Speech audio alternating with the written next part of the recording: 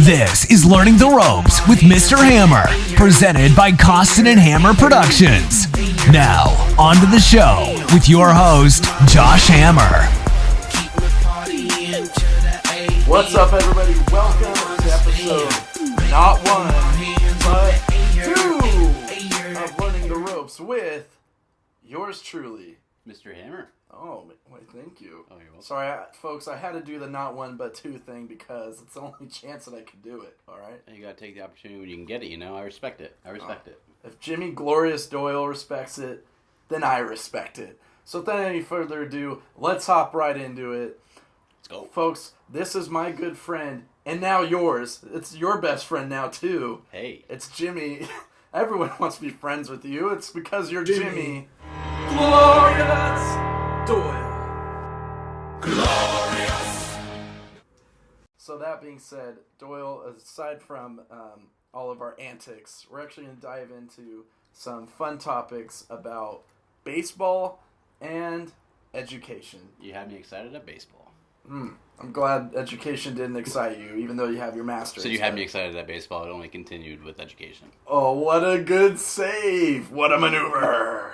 Wrestling reference. Don't worry about it. Anyways, so the first question that we were elaborating about, like, what were we going to talk about? And it was, like, what reasons did I want to become an educator?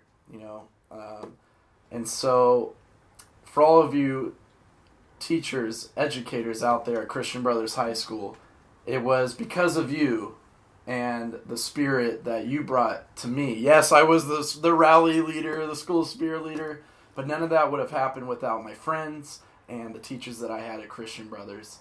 And so the reasons that I want to become an educator and why I am an educator is that I felt like the teachers that I had growing up, all through middle school and high school, those were my superheroes that came and saved me when I was, I would say when my chips are down or when I wasn't feeling up to speed and not the same way that I would like to, or when I was having a hard time figuring out, like, what I want to do with my life. Where do I want to go to college? All those uncertainties and all those, scrambles of things in our life that we're like, I don't know what to do. It was the instructors' love, care, and relentless compassion that they gave to me as to why I want to become an educator. And my hope is if I can be an ounce of good of an educator as you all were to me, then I'm doing something right, and I have a reason to get up every day, and I can continue to count my blessings every day and understand the bigger picture of what I'm doing. And we've talked about it before, is that, like, money's not everything. And so, yeah, I could have pursued different careers. I could have done, like, sports announcing more as, like, a first-hand thing instead of just doing it on the side to help out folks every weekend, whatever, because I'm a geek like that. But but it's all about, I think, for me, it's, it's the teaching is, like, what gets me going every day. So what does, like, education mean to you? I mean, first things first, Hammer, we've gone to school together for the past, I don't know, is it like 7 years? Might as well count as 7 years. We didn't go back to school, we kept going forward in our education. Forward. We didn't get held back. I did get held back in kindergarten, but not everybody knows until now. The secret's out. That'll be a story for another day. But, anyway. But if there's one thing I know about you is that people gravitate towards you, and you have this light about you where you make everyone feel included and you inspire a lot of people, and I definitely foresee you inspiring a lot of high schoolers as well to find their passions and find what they really care about and pursue those. So, but the question you just asked me, what did I enjoy about education? First things first is that in high school, I was the same way. I had no idea what I wanted to do. I really only wanted to play baseball. That was like the one thing I wanted to do, was always play baseball, always try to be in a sport, and baseball just was the sport that I chose and kind of went running with. there's not a lot of running in baseball, but Well, not as a pitcher. That maybe we're a pitcher only. Maybe we just didn't want to run. I don't know. Well, all joking aside, I mean, but we know that you can hit bombs. There's no. I mean, he's hit mammo shots back at Laney College. I've witnessed that at practice. yeah, but I was a pitcher only, so Sorry, sore subject. No, I was kidding. that's fine. But Shout out. But I have to say, like, educational wise, like, I had struggled through high school with certain classes, math in particular, and there was a period in time where I didn't know if I was going to go to a 4-year or if I was going to go to junior college just to, like, get some classes done and maybe go to a 4-year after. And, like, I'm not knocking junior colleges whatsoever. Like, do your thing. Find your own path. That's a perfect way to go too. Mm-hmm. Saves a lot of money as well. Money is always tight as a college student. Yeah. But there was a teacher that had helped me with tutoring for the SAT. And and the SAT SAT, I test can be hate time tests. That's brutal. my worst nightmare. But he really just helped me understand the material and also understand, like, that I actually liked math.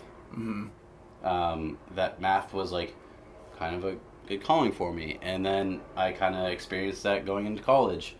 And so I think finding the teachers that really want to help you and really want to help you find what you're passionate about and what you really want to do in life is the best thing as a high school student, because you're kind of all over the place as a high school student. You don't know what you're doing.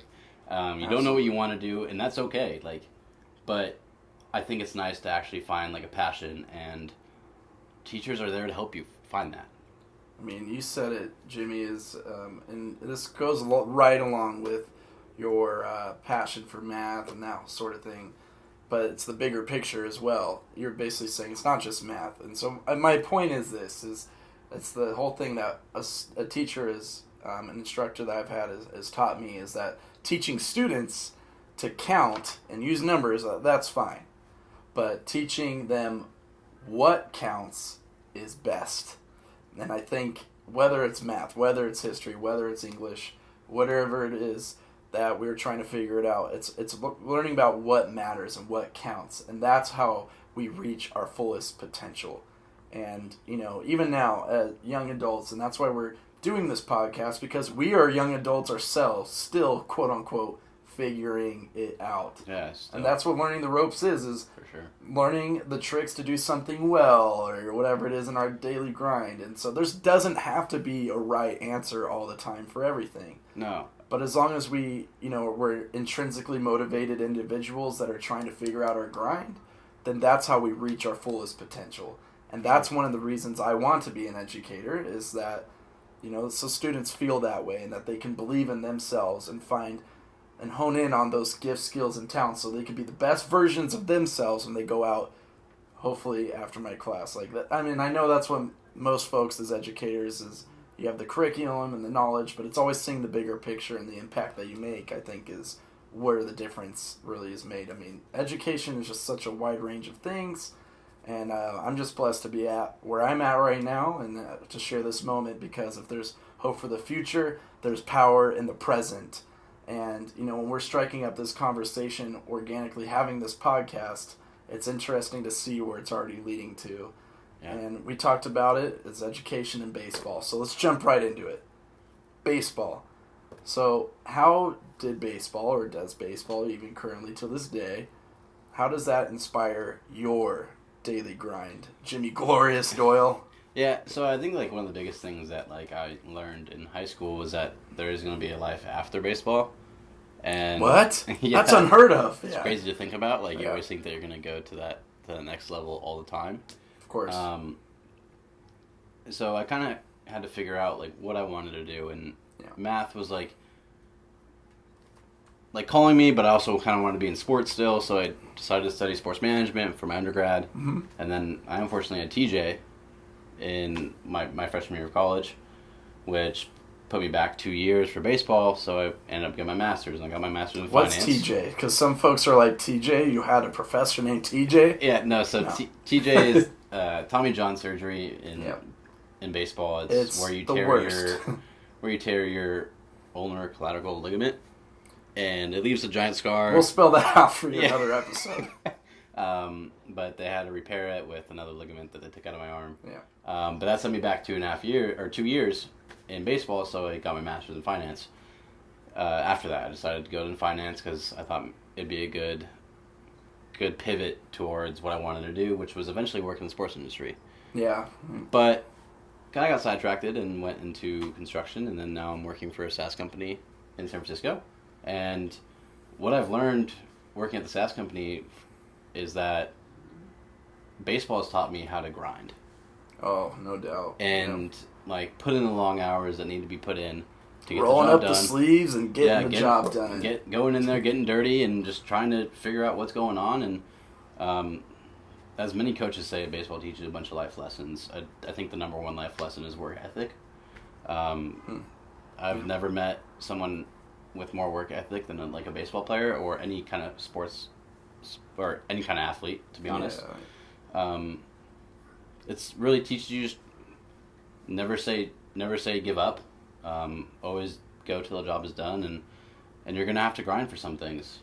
Yeah, I mean, sports and theater, if it's an art form, there's so much grind that goes into it, and there's so much, along our path of baseball, that's the lens that we see, and I think everybody has their own story of how they grind every day, and it's something we can all respect and connect with, even if it's something totally different. That's what learning the ropes is we're going to keep learning about these different things and how to apply that to our own lives. Maybe we can learn something from it and apply it and do something with it. For sure. And one thing it's just because we brought up baseball and we have to talk about baseball when we're together. It's a must. It's always the is life is like baseball. A great hitter is successful, not 7, not 6. A great hitter is successful 3 out of 10 times. Yeah. That's just miserable to think about. 3 out of 10 times, I'm going to be a successful hitter in the game of baseball. It's kind of crazy. Whoever thought hitting. Sorry, I'm 30%. grabbing some popcorn in case you're wondering what this bowl here is. It's because I wanted to eat popcorn. Hitting 30% is good. Mm-hmm.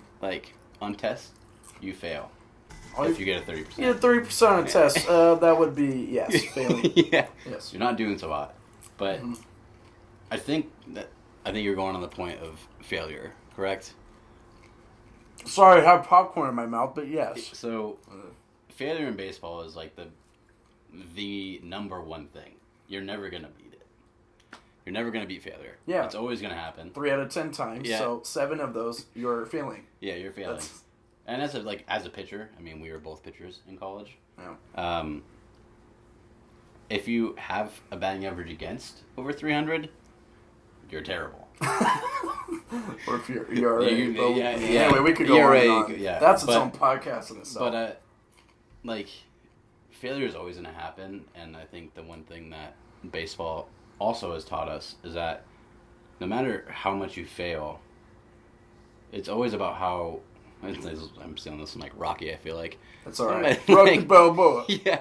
No, Adrian! You fail, but, you learn that comes with failure, comes with lessons. And you take those lessons and you apply them in your practice, and what you learn from them, and eventually you're going to become more prepared and more prepared over time, and you're going to come into favorable situations where you're not going to be nervous. You're going to be like, oh, I've seen this before. Mm-hmm. And you're going to knock it out of the park. I mean, you just said it. It's it's not always about how you fail, but why you fail, at least in baseball, right? And I think that does translate into life, because it's not about, how you're able to, it is about how you bounce back from those failures, and then, you get those 3 hits, those 3 immaculate hits in baseball to be a great player. Yeah, not just 3 hits. You need 3 hits every 10 at-bats. But... Oh, well, that's why I was a pitcher. So you need 30 hits every 100 at-bats. Correct. In case you're wondering. bloops are into. Yeah. Bloops are in. I mean, Bloops are in. However you get on. Yeah. But anyway, another thing I want to talk about in regards to baseball is mindset. When you're playing and when you're working in the, now we're in the career force, like, oh, where are we going to go? What are we going to do? What's my mindset? How am I going to get up every morning? Fitness folks talk about, like, the worst invention's the snooze button. Everyone's hitting the snooze button, at least the folks that I know. That's true. But I hit the snooze button. I mean, maybe I do, We're maybe I don't. We're all guilty. I won't confirm or deny. At least once. Oh, well. But the one thing I've always taken with baseball, even though I didn't hit in college, I look at things as like having a 3-1 count. Okay. Yeah. So. Explain that to me. Explain what a 3-1 count is to people that don't three yet balls, understand baseball. Oh, thank you. Yeah.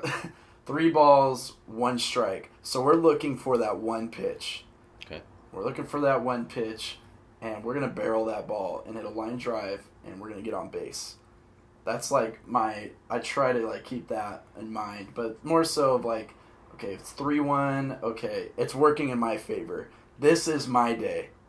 And I'm not going to wait till, tomorrow, like whatever that thing is. Yeah. I want to do that now. Like, hey, maybe it's driving to Sacramento, go visit my family.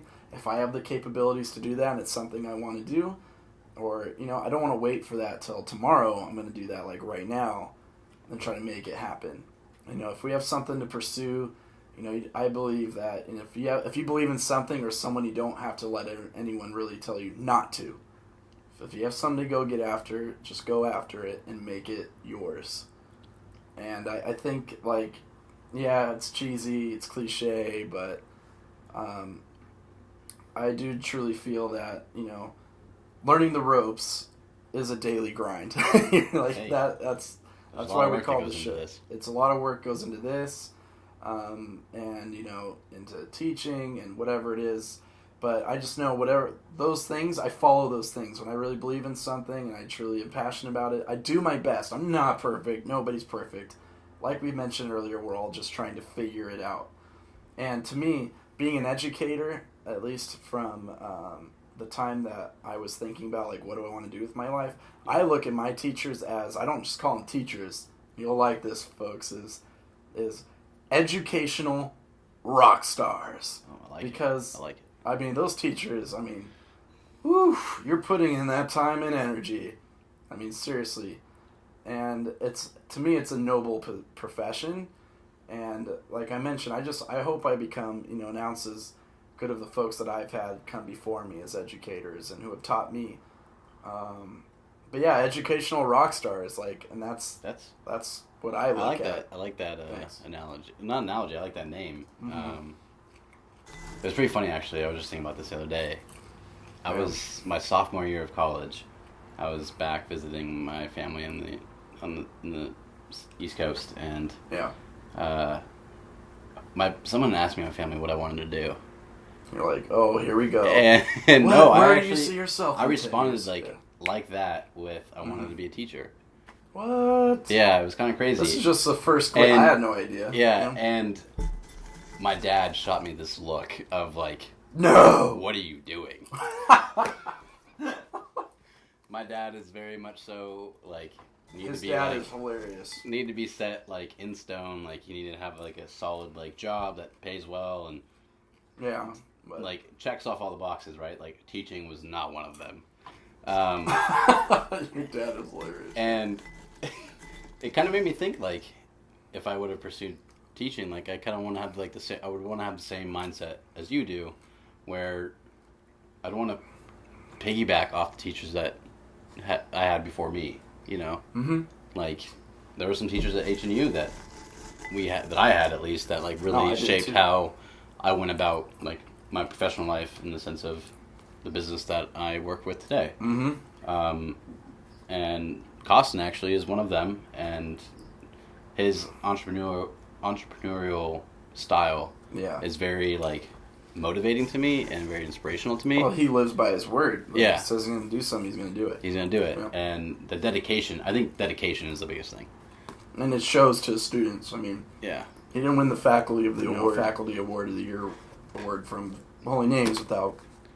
I think it showed. Like, everyone respects the work that he does and, like, the person that he is. He's truly a servant leader, and I think that's, like, one of the major qualities that I've seen with all of the educators that I've had. Yeah, of course, there's some educators, we don't mention names of, like, you know, kind of eye roll sometimes, like, I don't know if that's okay to be doing in the class or whatever it is. But I mean, like, coming full circle, though, with that, like, dedication is huge to have, just, like, to say what you're gonna do something and you actually do it. But I think you have to have dedication to your students. I mean, especially if you're a teacher. Yeah, especially if you're a teacher. But, like, I'm saying, like, if you don't have that dedication to your students and you're really just doing it because you get the summers off and you get all these vacations, you know, that's not oh, you're not in it to win it then, I'll tell you that. There's one thing that I see in you, Josh, is that you have the dedication to better your own life, but also to motivate others to better their life. I mean, and that's not just in education. Like, education is super important, but, like, better your life in the health-wise. Better your life, just mental health as well. And I think that's a problem that isn't addressed often enough nowadays, is mental health. Yeah, you know? I mean, you're very, like, you're friends with everyone. Like, oh, no. You're friends with all kinds of different people. I always meet someone new when I'm hanging out with you, and I love it because, like, you're so accepting of everyone. And I think as a teacher, like, you need to be accepting of everyone, because we just went over some work the other day, actually, and it was psychological safety. Ooh. And your daily dictionary of the word. You're in the classroom right now. That's good. And psychological safety is just making people feel safe in the workplace, and, like, that they're not gonna, like, they can speak up and they're not gonna be reprimanded for that. Like, they're gonna speak their mind. Well, of course, like, you have to say it in, like, a professional way, but, like, that you keep it respectful, but, like, you speak your mind and you're able to say what you think and what you are feeling at that time. And I think you need that in the classroom, because if you're not having that in the classroom, then kids aren't going to open up to you, and you're not really going to get in their mind and be able to have them open up and really accept some of the teachings that you're going to be sharing with them. I mean, I totally respect that. I would say the same thing, you know, through my experience of education. I think positive reinforcement is key. And that goes in any workforce, really. I mean, to me, whether it's workers or students, praising your students, and something I took note of when we were thinking about, like, what subjects we're going to talk about, is positive reinforcement. Like, it's focusing on students' strengths, telling them, you know, what you believe that they can do, you know, and I think that's how you could watch students quickly reach their fullest potential, is through positive reinforcement. Yeah, and that goes on the ball field, for coaches. I mean, let's just put it this way: everyone, even ourselves, we're around so much pressure nowadays. I think it's important to reinforce positivity. New Day says in WWE, the power of positivity. I don't know if that quite means the same thing for us, but hey, look how far their careers have gone since they've started that movement. I don't know. Hey, we have a Wellness Wednesday at work. And Wellness Wednesday. Yeah, and it's like for the entire week, but, like, every Wednesday it's something new. Like, first it was, like, walk 10,000 steps every day, or, like, I wonder how many people didn't like that one. They're like, 10 grand. Come on, I'm not getting paid to walk. And then, like, rather than eating, like, unhealthy snacks, eat, like, healthy snacks throughout the day. Even for breakfast? Like, what about the daily donuts? This week's was write 5 positive things before bed every night. How many workers do you think actually did that? We don't talk about that. That I do not know. But I know I've done it, and it's actually, like, really changed my mindset. Wow. Well, I guess just another question is, like, in what ways did writing 5 positive affirmations, like, what did you gain from that? Like, what did you learn from that? I think there's always something to be, like, thankful for. There's always something positive in your life. And you have to recognize those things, because I feel like a lot of the negative things take priority over the positives. They seem the negative my feels right now. the negative seems bigger. than the positive does. Like the positive's like, oh, that's awesome that it happened, but like I got this weighing on me right now, you know? Yeah. But like the negative isn't that bad. It's always gonna be. It's gonna get better. It's not gonna be that bad. And having students understand that, like, hey, I didn't do well in this test. Right. That's a negative. That's a big negative thing. But like, you did get some answers right. Yeah, positive. Right? Yeah, you did get some answers right. Let's work on this. Seems to be a weakness right now. Let's work on it. We're going to keep working on your strength. Yeah. But we're going to work on your weaknesses as well to get those up to be your strength. Yeah, it's just like you said, mindset.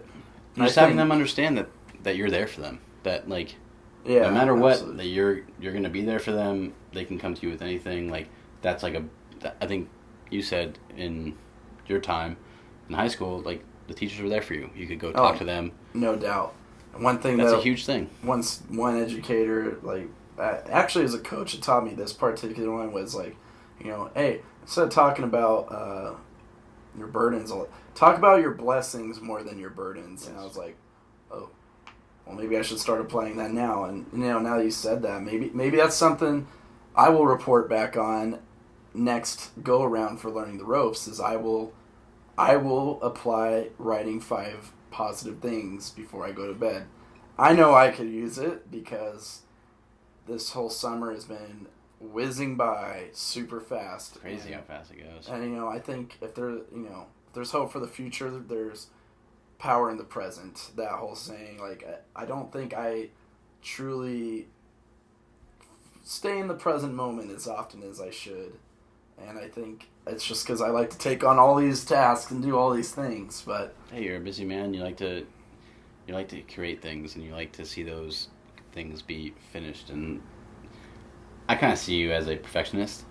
A little bit. No, don't be saying that on this podcast. Not perfectionist like in a bad way. It's like more of like you just want things to be done very well. Yeah. And that's funny. Yeah, I never thought about it. Yeah, but like. When you start something, you don't want to like half it, but it's all right. We put in special effects for those words. So. Okay, you don't want to have, and you want it to be done right, and you want to be proud of that work, you know. And I respect that out of you because like, thank you. There's a lot of people that would like start that mindset, and like halfway through just be kind of like, I don't care anymore. I just want this to be done with. Even if it's like the most challenging project you've encountered, you still have the same mindset with it the entire time. I think I was, you know, through my parents, and I'm sure you can relate to, is like our dads. You know, like I know for me that was something that my dad would always like say to me, and it really stuck with me. It was like, whatever you do, give your 110%. Yeah. Just do that. Yeah. And you know, with all the many mentors that I've had, that's what I mean, like education and baseball, those are the things that have ultimately shaped me to who I am today. And like, I really should start counting my blessings a little bit more than my burdens and not being so negative all the time.